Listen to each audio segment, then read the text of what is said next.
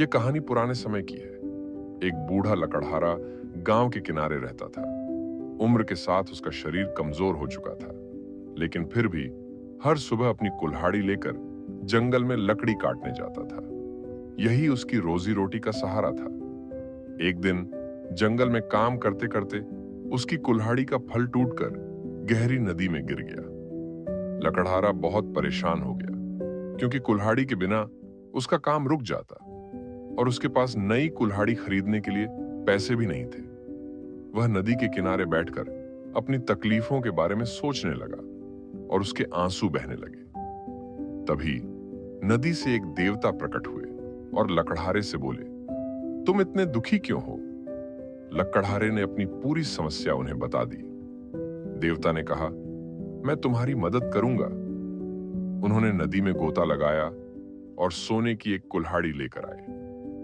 देवता ने पूछा, क्या यह तुम्हारी कुल्हाड़ी है?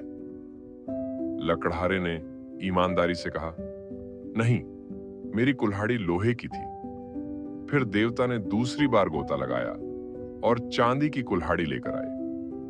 उन्होंने पूछा, क्या यह तुम्हारी कुल्हाड़ी है?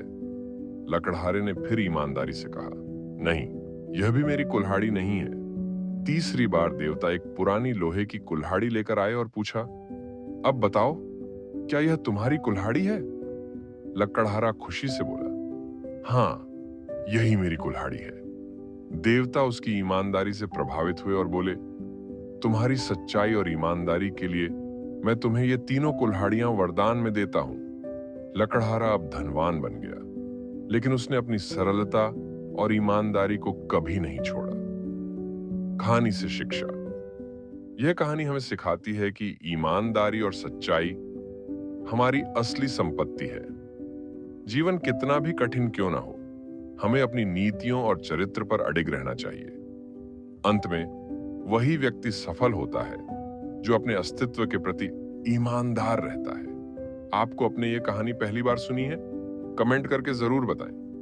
धन्यवाद। लेकिन फिर भी हर सुबह अपनी कुल्हाड़ी लेकर जंगल में लकड़ी काटने जाता था।